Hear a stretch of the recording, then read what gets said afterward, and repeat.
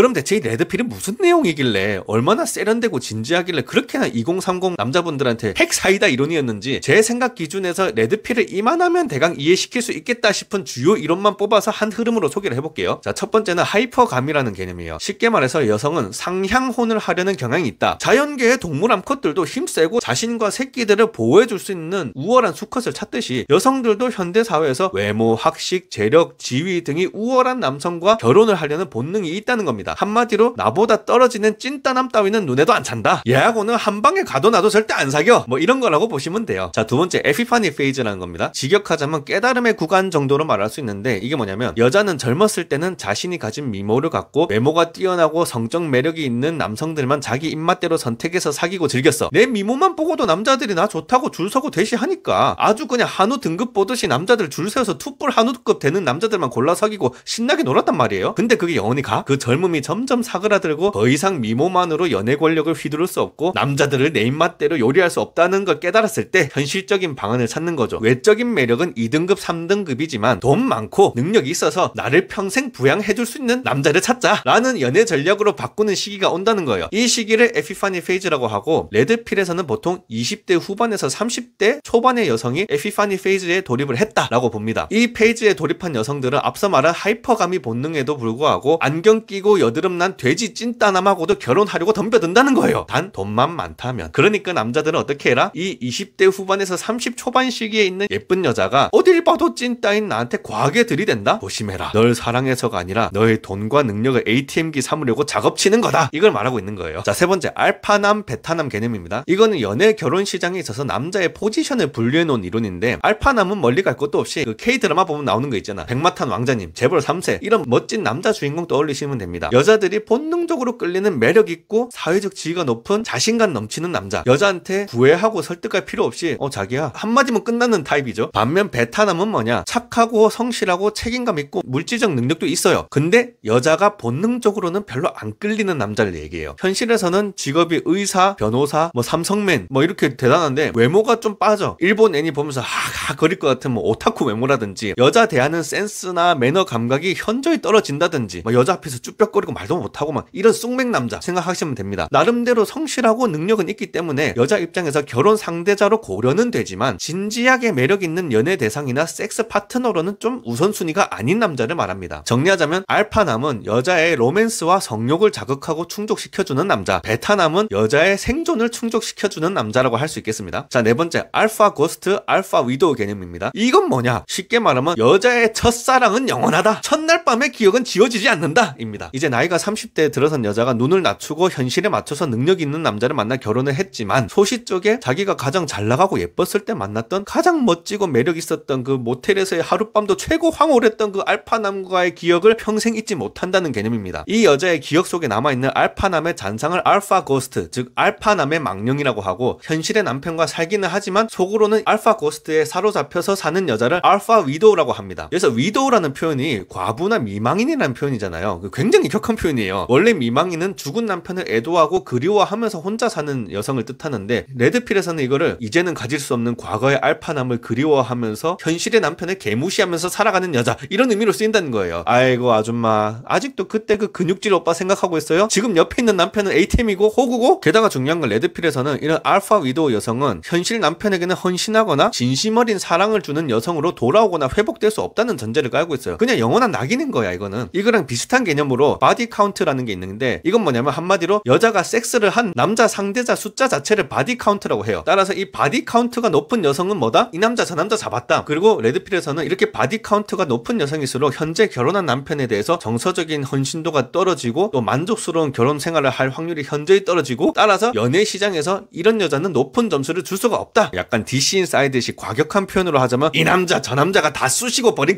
X내년은 결혼 상대로 빵점이다. 이 정도로 말할 수 있겠습니다.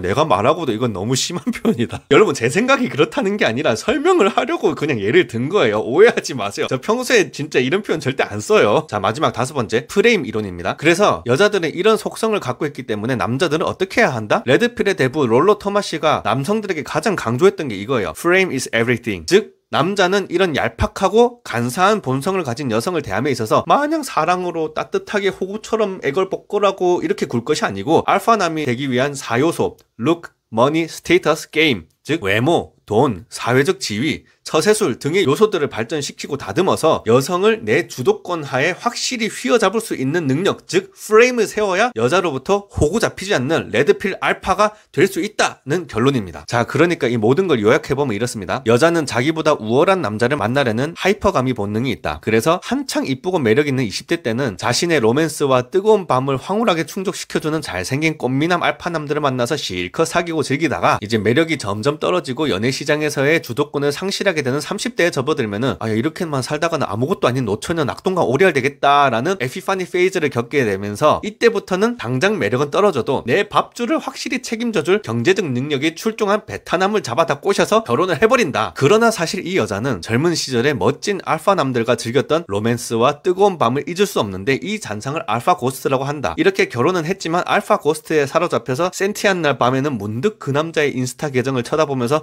정말 멋진 놈이었는데 잘 지내고 있을까? 하면서 마음속으로는 알파남을 그리워하는 알파 위도우로 살면서 현실의 남편에게는 왔으면 여기 청소랑 설거지 좀 해. 세탁기도 돌리고 그리고 우리 준서 지금 밥 먹을 타임이니까 분유 100ml만 타서 좀 먹여주고 참 내일 집 대출금 나가는 날인 거 알지? 계좌 확인 잘하고 이러면서 산다는 거예요. 이 모든 과정을 레드필에서는 한마디로 딱 정의했습니다. 알파 시스 베타 니즈, 즉 알파남은 씨를 뿌리고 베타남은 먹여 살린다. 이게 제가 초반부에 얘기했던 설거지론을 레드필식으로 딱 한마디로 표현한 거예요. 기가 막히죠. 그러니 남자들아, 너네 저렇게 살고 싶으냐? 니네 나중에 저 모양 저 꼴로 살기 싫으면 너네는 진실의 눈을 떠야 한다. 남자는 돈, 외모, 지위, 처세술 이런 걸 부지런히 연마해서 내 여자가 감히 딴 생각을 못할 정도로 내 주도권 하에 딱 둬야 된다. 그거를 프레임이라고 한다. 프레임을 지키는 남성이 되어라 하는 겁니다. 물론 지금까지 말한 것들이 레드필 이론의 전부는 아닌데 들어보니까 어떤 생각 드시나요? 아마 남자분들, 여자분들이 느끼는 게 각각 다를 거예요. 이제 이론적인 설명은 끝났고 이 레드필에 대해서 여러분이 느끼셨을 그 감정에 대해서 얘기를 해볼게요.